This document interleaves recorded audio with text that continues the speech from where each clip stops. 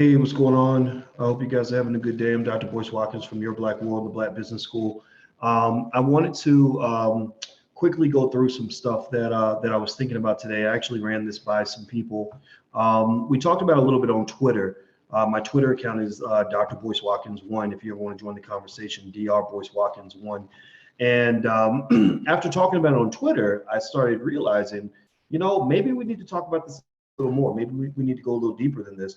And so here we are. Here we are talking now and getting it in and making things happen. So first of all, I want to say thank you for joining me and hanging out with me today. I appreciate it. What's going on, Uptown Suckers and everybody else. And also, if you're on the Instagram, IGTV, you'll see the first 10 minutes of this conversation. And then if you want to see the rest, you can go to drboycetv.com. That's drboycetv.com. How you doing, Pertina, Walker, and everybody else who's watching? So let me not waste any more of your time and let me go ahead and get started with this. I want to talk a little bit about crazy people. Now, I want you to tell me, raise your hand, let me know, make a comment if you have ever run across a crazy person in a relationship. If you ever dated somebody and you realize afterward that they were a little bit off and you had to get as far away from that person as you possibly could. Well, if you have, then join the club. I think everybody has. And it's scary. It's really scary. And, the myth is that, abuse and stalking and all these bad things only typically happen, to women from crazy men, but actually there are a lot of crazy women out there. So fellas, if you could co-sign on that for me, just say something. Let me know if you've gone through it too, because I think that myth needs to be kind of defeated. We need to stop believing that men are the only ones who can hurt somebody, or men are the only ones who can be deceptive. Men are the only ones who can tell a lie. Men are the only ones who can set somebody up or screw somebody over or whatever it is. I believe in equality, and equality between men and women means that men and women both have equal capacity to be as devious as they choose to be. So with that said, what I want to, kind of break into a little bit is a conversation about a really taboo topic. It's really kind of the thing where, with me being with me being a financial expert, a lot of people don't understand why I talk about things like this. Why do I talk about sex? Well, because everybody does it. And who you choose to have sex with is one of the most important decisions you'll ever make in your life. Why do I talk about, relationships? Well, because if you don't manage your relationships properly, then you won't be able to succeed economically or otherwise. So it's very important to talk about relationships. Why do I talk about Black people and Black men? Well, because I've been a Black man my whole life, and I think that there are decisions that Black men have to make where you got to be careful. Black women too. I got daughters, so I want them to make good decisions also. So that's why I like to share the wisdom that I've been able to pick up. I'm not 25 years old, so as a guy who's no longer 25 years old, maybe I can give you that advice that your uncle should have gave you, or your daddy should have gave you, or whatever it is. So with that said, let me go through this a little bit, and I want to talk about. I started off this conversation thinking about our sons. Like, all of us have, Black men that we care about, that we want to keep safe. I am a firm believer right now. I firmly believe this. Black men are not safe in the middle of the Me Too movement. I'm a firm believer that Black men are not safe. Why? Well, because for hundreds of years, people have been able to make any accusation they want against a Black man, tell any lie that they want, say anything that they want, and people are going to believe it. There have been Black men who've been hung from trees, had their balls cut off, all kinds of burned alive because a white woman told a lie. And when I saw the Me Too movement, and I saw basically this movement where people were able to come out and say whatever they wanted, and there was no due process, no search for truth, no need to present evidence, I said, oh my God, we're going backwards. We're literally, the Me Too, the racism of the Me Too movement is literally pushing the clock backward to the days where we have Black men literally going through high-tech lynchings right now. And so what this made me think about was this. It made me say, we need to have real conversations with our sons. I mean, we're family, right? So when I talk to you all, I feel like I'm talking to family. And as family, I was thinking, well, given that this is my family, I would warn my family. If I'm talking to my brother, I would warn my baby brother. If I'm talking to my son, I would warn my son. So I'm warning you, young brothers out here, and I'm warning the women as well, because the conversation includes women in addition to men.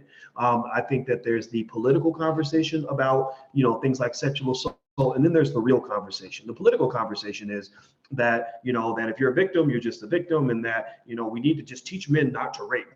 tell them not to rape. And that's what we need to do. Well, that's stupid, because you can tell men not to rape all day, but rapists ain't going to listen to you. Rapists don't listen and take advice. Like, that's why they're called rapists, because they rape people and they're bad people, right? So the idea of just telling men not to rape and acting like women have no say in what happens to them is disempowering to women. It is very, it's a big old lie. It's disrespectful to truth and due process.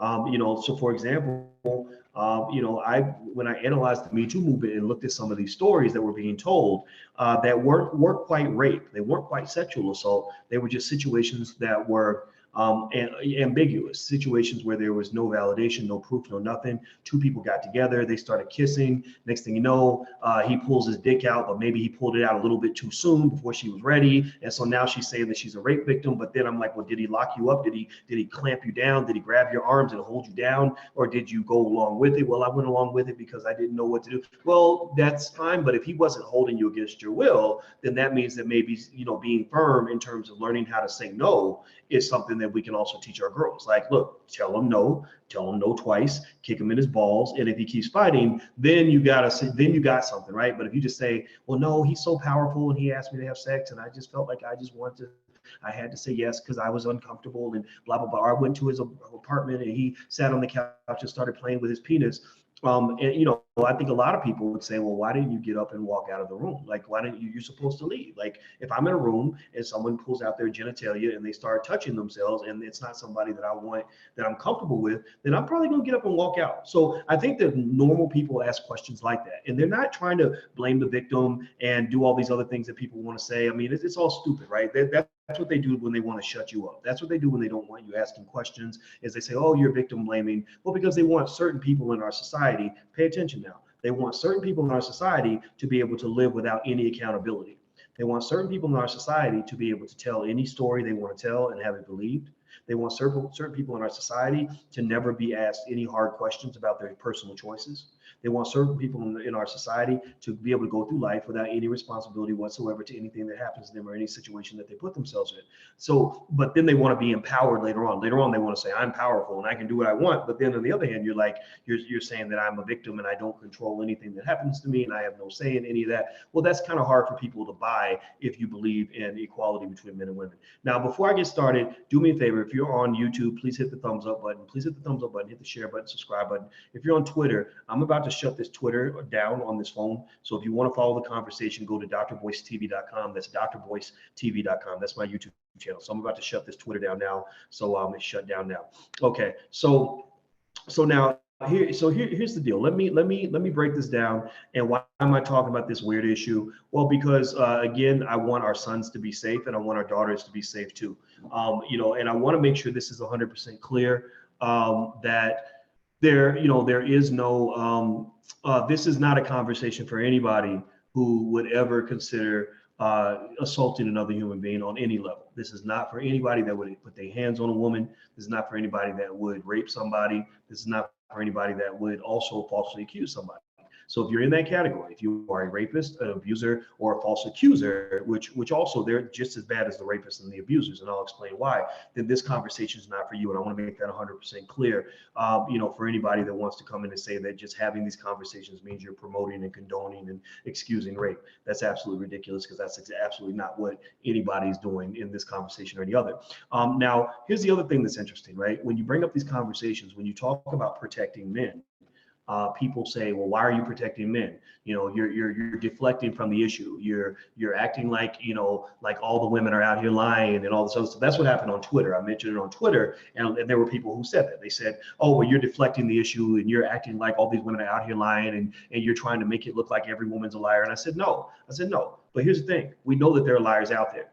We know that there are liars out there. Seriously, like, tell me, raise your hand, please. Somebody back me up on this. Talk black to me, as Vicky Dillard likes to say. Do you know anybody who is devious or who would tell a lie? Do you know any scandalous ass women who will go and do anything, make up any story to go take a man down?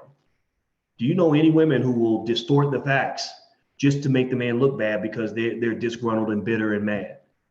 Do you know, tell me if you know of any woman who's just flat out crazy, who ain't in her right mind, right? And so here's the thing. I think it's when people tell me that they think that I am being sexist by having this conversation about protecting men, especially, I say to them, I say, no, you're racist. You are racist, and you actually promote rape. And they say, well, what do you mean? I'm not a racist. I don't promote rape. I say, no, you're racist because we know that black men have been falsely accused. We know black men have gone to prison because, somebody made up a story. And you're telling me that these stories are not worthy, that these stories are not as worthy as the stories about some white woman who got her ass touched on the job. Like, you're telling me these stories are not worth talking about because these are black men. If these were white women being sent away to prison, then you would be all up in arms about it. Or little Mexican kids being separated from their families. You got sympathy for that, but you ain't got no sympathy for black men. I said, number two, you're promoting sexual assault. You're promoting rape. Well, how am I promoting rape? Well, the way you're promoting rape is, look, if you let one person get away with falsely accusing another person, and that person gets sent away to prison, what do you think happens in prison? What do you think happens in prison? Somebody tell me. Somebody say it. Just say it. We need to say it out loud, because everybody acts like it's a joke. Nobody wants to talk about it. People get raped in prison. And when you get raped in prison, there ain't no rape counselor there to take care of you. There ain't no Me Too movement for prison inmates. There is no ability to call the police and file a police report because don't nobody give a shit. And you don't get just raped one time. It doesn't just happen once. You get raped over and over and over every day. And every day you're facing your attacker at breakfast. And so all these people that want to talk about, they care about sexual assault and they want to protect you. You ain't trying to protect nobody because all you're trying to protect are white women. That's it. You ain't trying, because you ain't said nothing about all these brothers in prison getting raped right now, many of whom didn't commit any crime and went to prison because they didn't have enough money to pay a good lawyer, or they were falsely accused by somebody. So for you to tell me that false accusations don't matter, that makes you, sir and ma'am, whoever says that shit, that makes you the absolute biggest racist rapist on this planet. What being raped one time is horrible. Sure, if you go to a man's house and he kisses you too many times, or he pulls out his penis and rubs it against your thigh, and you want to talk about that 30 years later, let that traumatize you, fine. But that is nowhere near being in a prison cell and having three big 250-pound men pull out their penises and inject them in every hole in your body, and do that 400 times until you catch AIDS and die. Like, that's a whole lot worse than having your boss rub his penis against you because you were making out with him and you decided you didn't want to go too far, and he pushed it a little further than you were comfortable with. I'm sorry, those stories don't compare. You're not even in the same motherfucking time zone. So anyway, let me keep going. Let me go down here. So this is how we're going to protect our sons from the Me Too movement. The Me Too movement is it's Willie Lynch all over again. It is a lynching movement. It is a movement where people are being allowed to say whatever they want. Now, if you got legit proof and there's evidence and police reports are filed, then you don't count. You're not in this category. But if you're somebody who's pulling up some shit out of your ass from 1992 and you ain't got a lick of proof, didn't file no reports, ain't got no witnesses, ain't got no evidence, I'm sorry. You can't come here and pretend like what you're saying is true just because you're a white woman. So anyway, and so here's the reason. The other reason why it's important for your sons to be protected is because you got to warn your sons that, just one accusation is all it takes to taint you. Like just an accusation. You don't got to really do anything. Like the guy who's lieutenant governor, went to Duke, he worked his ass off. He had all these high level achievements and was a high flyer in the Democratic Party. Well, he had an accusation, a couple of them actually, and which makes him look pretty bad. One of them was rape. One of them wasn't rape. One of them was something else where it looked like they had rough sex or something. It was confusion. But either way, no police reports are filed or anything. And again, is he innocent or guilty? I don't know, but I know that there's no proof. I know that it's all somebody saying something. It's all somebody talking, right? So now he's done. I mean, his career's over. AJ from Extra, who used to be on 106 in Park, he's done. He's done. He's not going to get a job anywhere because people don't want to touch you if there's even the accusation on you. So what I think your sons have to do is they got to be able to really play chess. You can't play checkers. You can't think one step ahead. You got to play chess where you're thinking 8 steps ahead. From the time that you meet the girl, you got to know how to protect yourself. So here are a couple of things that I believe your son should do in order to protect themselves. One, I think that you should get as much of a paper trail as possible before you go sleep with anybody. So this goes for men sleeping with women, women sleeping with men sleeping with men, whatever it is, whatever you like to sleep with, get a paper trail. That means if they sending you naked pictures, keep them naked pictures. They send you freaky texts like, oh, I wanna suck your blah blah blah. Well, save that shit. They send you anything that shows you that they're really trying to get with you. They're trying to hit on you. You keep all of that, and then you may even have some sort of consent process that you go through right before you do it. Maybe it's a short little video, like, okay, just so I can be safe, I need you because I feel vulnerable. I want to be safe. So just so I can be safe, I need you to say that I consent to having sex with you, right? So maybe pull out the camera, have them say it. That way you have that consent, and then do a follow-up, like after it's over. Like that's another thing. Like the case with Quintez Cephas in Wisconsin, one of the things that I think it might help him, he's being accused by two white girls that wanted to have a threesome. They had a threesome. They were drunk. They claimed that he raped them because they were drunk, but really they got drunk because they wanted to have a threesome. So it's kind of stupid, right? But anyway, one of the things that I think is going to save Quintez is that there were text messages with them being very friendly with him after the intercourse occurred. So, go ahead and, teach your sons to kind of, talk to them afterward, talk to them via text, not just voice to voice, but via text, so that there's documentation afterward where there is something that shows that everything was cool and you were good or whatever. And they can use that to protect themselves later on in the event that something goes down. So, so if they send a message saying, I really enjoyed spending time with you last night, well, that might actually be the thing that saves you. So ultimately, you got to teach your sons to start documenting. You also have to teach them to be very careful. The days of being able to just sleep with any woman that looks good, trusting a big butt and a smile, that's not good. You might be walking into poison. I think the sons have to learn that type of stuff. I think that we have, and now here's the other thing too. There were people who were saying that we need to teach boys not to be sexually aggressive and not to do this, not to do that. Well, we need to teach girls to also be assertive. A lot of times in these situations, I've noticed with these Me Too situations, they were really ambiguous. It was two people that both agreed to get along, right? And now when you decide to get along with somebody, it's almost like when I would go to the ski resort and they would say, look, climb this mountain at your own risk. Or when you buy penny stocks, the Securities and Exchange Commission says, buy penny stocks at your own risk. When you go in and you decide to be alone with a person, I hope you take the time to get to know that person because you're going in at your own risk. There's a point where there are just things you cannot prove, right? So a lot of these situations seem to be ambiguous.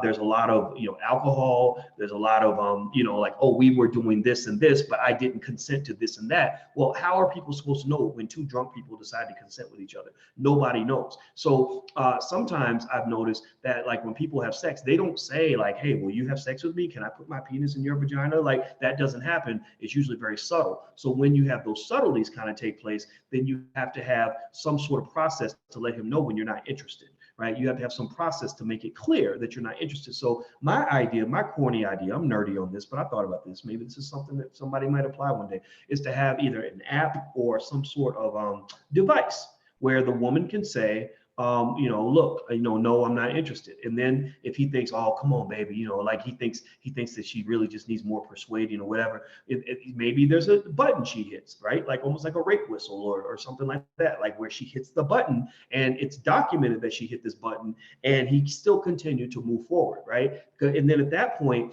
you're separating the good guys from the bad guys. You have some guys that maybe thought you were okay with everything. Maybe they thought you liked rough sex or they thought that you were enjoying it and you weren't. And then you have some guys that just don't care. Some guys that are just rough and mean and nasty and they're criminals. So I'm not here to defend criminals. I'm here to defend nice people. So maybe something like that, some process where the woman can make it 100% clear that she's not interested in moving forward. So that way there's no like, well, I thought that you were okay with it, because that's what happens a lot. That's what happened with Nate Parker, the guy who made that movie about Nat Turner. You know what I'm talking about, where he had the white girl. She got it in. Some would say she was a hoe. She sucked his penis on the first, like she knew him for 20 minutes and was giving him head or something ridiculous. Like it was something crazy. I just was like, okay, all right, because college students have changed. But anyway, one of the things that happened was she tried to sort of frame him by calling him on the phone and secretly, illegally recording the conversation. And in the recording, I'm reading this because I'm trying to figure out if he's a rapist or not. I'm not going to defend a rapist. I'm just not. I'm just sorry. I can't do that. So I'm listening, I'm reading, and I'm trying to figure out, okay, is this 18-year-old kid who doesn't know he's being recorded, does he say something like, where's the smoking gun? Does he say, yeah, I know I raped you and I got your ass and there ain't nothing you can do about it? No, he literally says things like, what are you talking about? Like you were participating, like you were actively participating, like you grabbed his penis and you did things with his penis, So basically it's like, if there's no clear signal to say that the woman is not interested in moving forward, then how is the man supposed to know that? Men cannot read minds. I know that people think that we can, or we're supposed to be able to, or they punish us because we can't, but men can't read minds. So my thought was, what mechanism could be in place to make sure that there's some sort of device that a woman can hit a button or squeeze something and it makes a loud noise like whatever, so the guy like backs off, right? The guy instantly stops and he knows that he's not supposed to move forward at that point. Almost like when people do S&M, that crazy sex where they beat each other's asses and shit, and they don't know if the person really really doesn't like it, or if they kind of don't like it and they're really turned on by the fact that they don't like it. So what they do is they have like safety words. Like the safety word, when you hit the safety word, that means you're supposed to stop, right? Well, maybe there's supposed to be maybe we need safety words, right? Teach your daughters like a safety procedure where she can make it 100% clear, like, look, I'm not interested. This is not good. I'm not happy. I'm not enjoying this. I need you to get up off me. I need you to get away from me. And that's done. Because a lot of those situations, a lot of these Me Too situations, just they're very dangerous. They're very ambiguous, and they don't make a lot of sense. I think that a lot of our sons are in danger. I think that we have to have a process that will protect our men because here's the thing. There's not really anything I've seen where a man can just tell one story about a woman and destroy her whole career and destroy her whole life. I haven't seen one thing. Like there's nothing. Like tell me if you could think of one thing that a man could do if he knew a woman 30 years ago in college, something he could accuse her of that would cause her to lose everything, lose her whole career, her whole reputation, possibly go to prison. Like what do you what is there? There is nothing, right? So a lot of the Me Too movement, actually, what it really is it's a gender war. It's a gender war where white feminists want to take power away from white men. So they're like, okay, we'll get them with sex, because men tend to be a little more energized when it comes to sex. Like sexually, we get ourselves in trouble. So they say, okay, well, we'll just catch men having sex. And we're going to take what used to be rape, and we're going to stretch the definition of rape now. We're going to do it. It's not just, somebody taking sex in a non-consensual fashion. We're going to take all types of consensual sex and we're going to make that into rape too, right? All types. So even when she says yes, you're supposed to know that she really meant no, and you're going to be treated like a rapist, right? Which is absolutely the craziest, scariest thing in the world. Think about this. They're taking consensual sex and they're flipping that into sexual assault. So a woman is on a job and a secretary, and she's attracted to her boss. She hits on her boss, and her boss start doing what human beings do. What the birds and the bees do. They start having sex, and she comes back and she says that he pretty much raped me because he was the boss and I was not. He's more powerful than me, which means that he was basically taking it from me, right? Which the thing is that's automatically skewed against men, because men are more attractive when we're more powerful. Men seek out power because that's what makes them attractive to women. So when you criminalize powerful men, like when you make them criminals just for having sex, what you're effectively doing is you're attacking men in general. It's almost like when during the war on drugs, when they started to pick all the drugs that Black people use and said, we're going to make these the most heavily penalized drugs, and the ones that white people use, we're not going to make them into a big deal, right? And so then what would happen is all the Black people started going to prison. All the white people weren't going to prison, right? Well, the same thing is true when it comes to this whole gender war with the Me Too thing. Like, it's very political. It's going to get to the point, they really want to get to the point. This is why I think Black men need to stay out of the white man's systems as much as possible. Like try your best not to attend their schools, not to work for their companies, not to get into their systems, because eventually it's going to get to the point where the only people that are able to hold power and keep a reputation that isn't going to be tarnished are going to be gay men and white women. White women and gay men are going to be the only ones that are going to be able to keep power. And a lot of it is because their sexual deviance, because gay men are just as sexually deviant as straight men. Gay men do all kinds of crazy stuff. Gay men, I mean, I've just seen stuff where gay men will go into a club and walk out with two guys, 20 minutes later and be having sex in the bathroom, right? So we know there's a lot of chaos and ridiculousness that happens in the gay community, right? It doesn't mean gay people are worse than straight people, but it doesn't mean straight people are worse than gay people, right? But they don't talk about that. They don't criminalize that. They're not going after that the way they go after straight men, because it's all political. It's all about, we're taking power away from straight heterosexual men. So for Black men who are ambitious, you got to find another way to be ambitious. You got to be ambitious by building your own business. You got to be ambitious by building your own systems, your own empires, because if you don't insulate and protect yourself, then what will happen is you're going to build artificial power. Artificial power is like this lieutenant governor in Virginia. This lieutenant governor, he was ambitious, and he built his power by rising up in the Democratic Party. So the Democratic Party grabs onto the Me Too movement. Next thing you know, he's got 2 accusations from back in the day, and everything he's worked for is gone down the dumps. So he has nowhere to go now. Now he'll, his dreams of being governor or being the next Barack Obama, those are dead. That ain't gonna happen no more. Now you've been tainted, bro. They literally took a can of red paint and splashed it all up on your body. Now he's fighting back. He's talking about the fact that there's no evidence and all this other stuff. There's no, there were no police reports filed or anything like that, which I think he's making a good point with that. But again, you got to remember that when you're talking about your sons in this world as Black men trying to be successful, all of that can be taken away because somebody misinterprets a sexual experience that you had with them.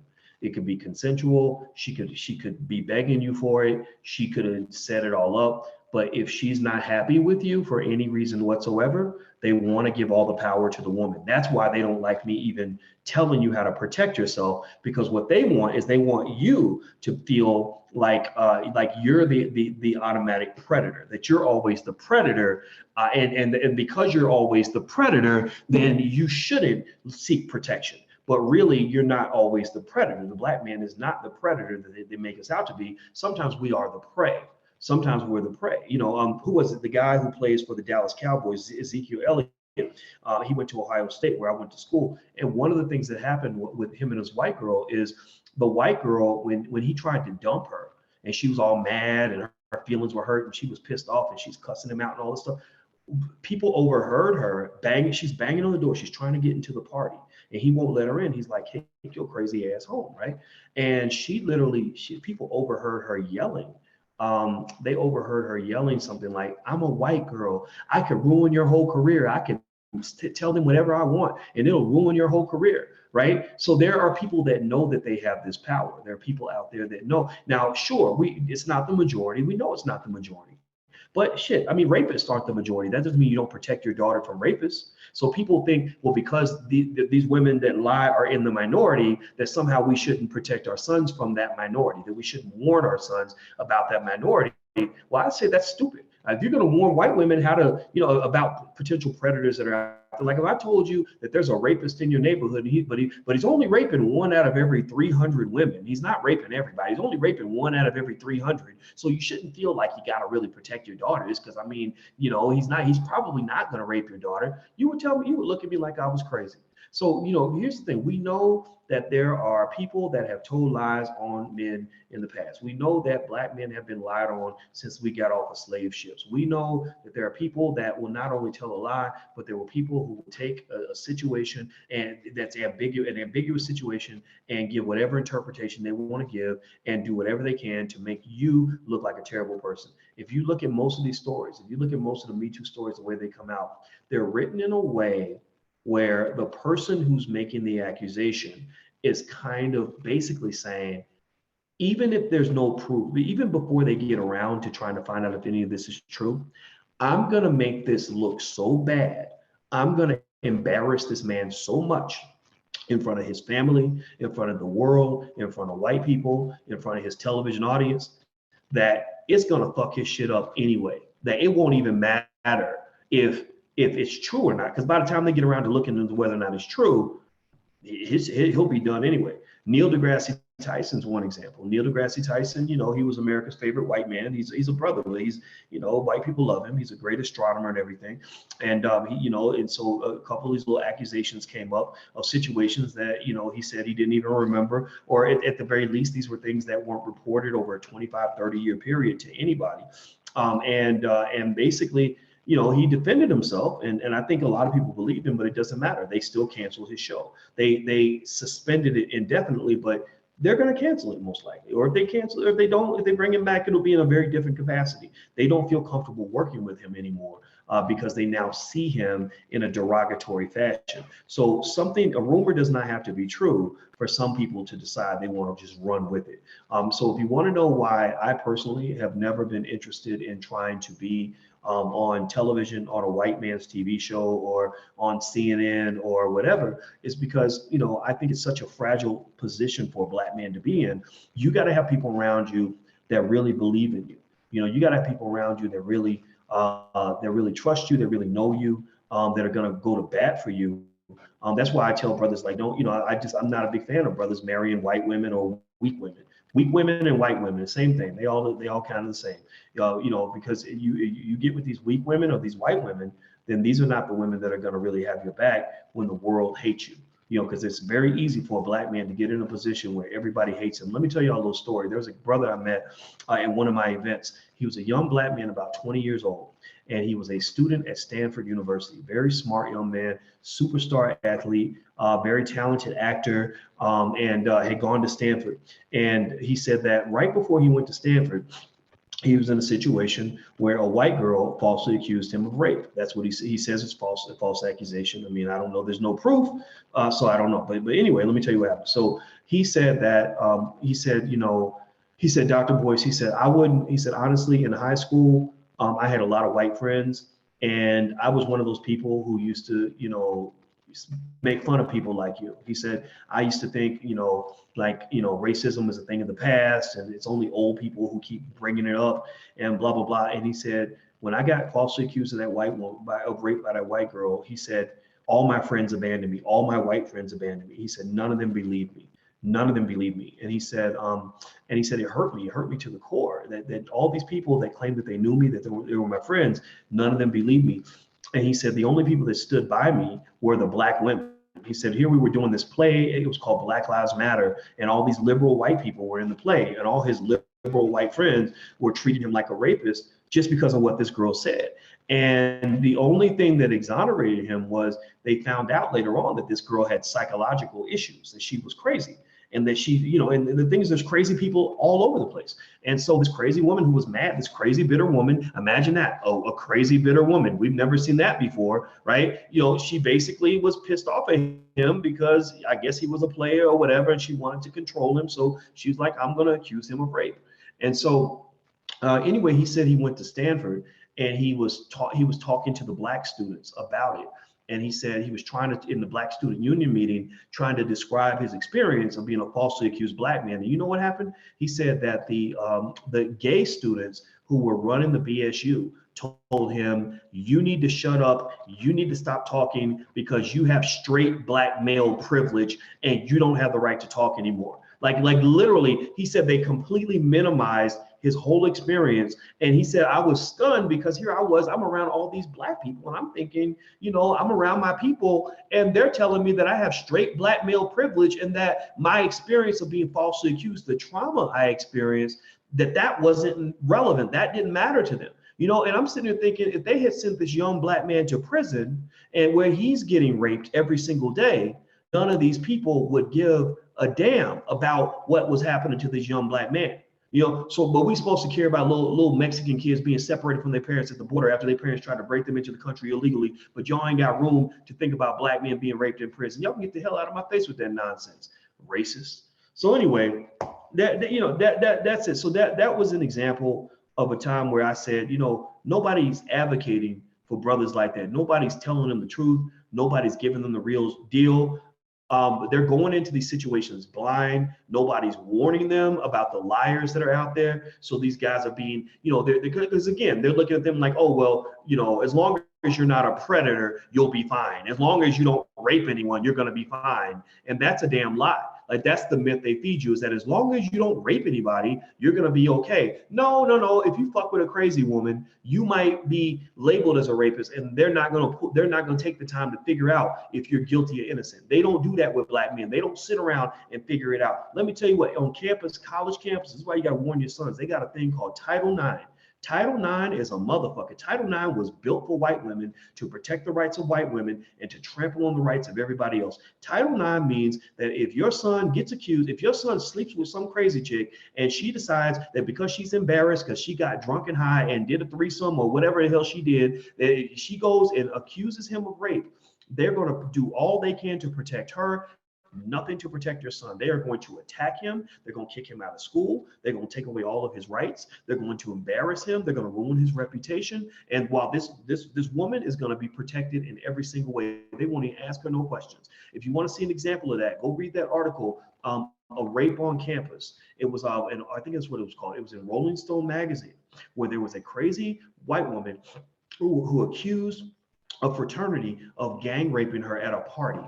And do you know what this Rolling Stone reporter did? They interviewed her. They took her whole side of the story. They did not talk to one single person that she accused. They did not go talk to the fraternity. They did not even go investigate enough to find out that there wasn't even a party that weekend. The weekend she said that it happened, she said, oh, it happened in this frat house on this weekend. When the police got around, when they finally took it to the police, right? Pay attention now. They heard her side of the story. They wrote this big ass article for millions of people, named names. The president of the university resigned. The fraternity was instantly kicked off campus. Charges were being filed against dudes, right, who didn't even know this girl. And by the time they got to the police, let me tell you what the police did. The police, being the big sexist that they are, they did the most sexist thing that a person could do. They asked motherfucking questions. They asked basic questions like, okay, when did this happen? And where? And do you know that they found out that there was not even a party on the weekend that she said all this went down?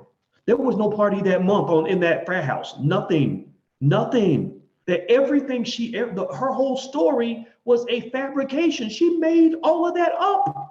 But she ruined all these people's lives. And it's like the R. Kelly thing. You can't just look at R. Kelly as being a predator. You got to look at all the enablers. You got to look at his handlers. You got to look at the parents. You look at all the people that enabled his behavior, because there's a whole system around that sort of predatory behavior. So when a woman on a campus tells a lie like that and gets that many people's lives ruined, when she's that much of a predator with her lies, she had to be enabled. She was enabled by all the people that wanted to believe her without asking any questions. She was enabled by Title IX and a whole system that's built around destroying your son before they ever find out if he's guilty or innocent. She was enabled by Rolling Stone magazine. They didn't even take the time to do even basic investigative journalistic work to find out that even if the basics of her story were even true. She was enabled by all the people that wanted to jump on the bandwagon and say, oh, this is terrible. You're letting these guys rape women and they're doing all these terrible things and they're doing this. And the guys are like, what are you talking about? Like, we don't even know this girl. Like, what? Like, they literally were the ones under attack. So what I'm saying to you is, if they can do that, and they did this to white boys, if they can do this to white boys, what do you think they can do to black men? What if that fraternity Alpha Phi Alpha? If they had been Alpha Phi Alpha, they would be in jail right now, and they would never even have taken the time to even find out that there was no party that weekend. We'd just be talking about it on the internet, and would nobody be listening. So that's what I'm saying to you, is that you got to protect your sons. So for black men in general, be careful who you lay with. Get as much documentation as you can get. Protect and protect yourself in every way. Try to make sure you're dealing with grown ass women who know who agree to do something and then follow through what they're going to do and don't complain about it afterward, like somehow you tricked them into it. No, get with women that know how to say no. Like grown ass women, like this, when people say like, oh, well, he was having sex with me and I just let him do it because I I was too in shock because he pulled his penis out and I wasn't prepared for that. Like I don't understand that. Like that doesn't, I mean, to me, if he's not holding you against your will, if he's not holding you against your will, like if you say, I want to leave and he does not force you to stay, then I'm going to be the person that says, well, why didn't you get up and walk out? And unless he said, I'm gonna kill you, if I'm gonna murder you if you file a police report, right? Unless he said that to you, I'm not gonna understand why you didn't tell nobody. Because to me, if you didn't tell nobody about it in 1988, then why are you telling everybody about it now? Like I'm sorry, you can't do that. You can't, I can't have an apple in my refrigerator in 1988 and then decide I want to eat the apple 30 years later. The apple's old. The apple is stale. Maybe you decided later on that you got the courage to eat the apple, but that apple's gone. You're gonna have to get a new apple if you want to eat now. Like you can't go back and eat an apple that you chose not to eat in 1988. So you can't go back and make an accusation on something that happened in 1988 with no proof whatsoever when you provided no paper trail, no support, no evidence whatsoever of what happened to you when the crime originally took place. That's and those are the words that come out of my mouth that get me into trouble. I have people that tell me oh, you're a sexist, you're this, you're that, and I'm like, well, I'm a sexist what? Because I'm not going to let you just fry black men at the stake with any old words that come out of your mouth. Like, no, I'm not going to let you do that. I'm not going to let you do, no, I'm sorry. What you're doing is racist. The Me Too movement started by Tarana Burke, used to be a noble, have a noble agenda to protect young black girls, and I thought it was great. But then white women hijacked it, and it became a bitter chick revenge stick, where any bitter woman could basically pull something out of her ass, pull out a story from 25 years ago and make a man look terrible and attack him. And everybody's going to feel sorry for her because she's a woman, because somehow we believe women don't lie. And I think it's stupid. I think it's absolutely stupid. Okay, so thank you, Vicky Dillard, for hanging out. I appreciate it. I'm in Denver, Vicky. So let's chat or something and catch up. I'll be here for a couple of days. And anyway, if you want, somebody mentioned, did you like my shirt? And I'm sorry I didn't answer you earlier because I was into this conversation, but we actually have shirts and all kinds of stuff like this. If you go to drboycebooks.com, that's drboycebooks.com. You can actually get shirts like this, and you can get books and all kinds of stuff for your family. So, and it also helps us to support Black media. So every dollar helps us to achieve our goal. It goes right back into the community. So feel free to go check it out. And plus, it's a cool shirt. I mean, financially woke. I mean, come on now. That's got to be like the coolest thing in the world to have on your chest. So make sure you subscribe. Make sure you hit the thumbs up button. If you're on Instagram, I'll say what's up to my friends on Instagram. That's The Real Boyce Watkins. If you're not on YouTube, you can go to drboycetv.com and subscribe. If you're on YouTube now, please hit that thumbs up button right now. Please stop for a second and hit the thumbs up button so that we can have a lot of thumbs up, which will push the video throughout YouTube, and we can push the conversation that isn't being had in mainstream media. Mainstream media is too scared to have honest conversations like this, but I ain't never scared and I never will be. So that's all there is to it. So take care. Somebody said the coolest nerd. Oh, I appreciate it. I'm proud to be a nerd. The coolest motherfucking nerd out here, right? Anyway, y'all take care. I love you guys, and I'll see you soon. Take care. Peace.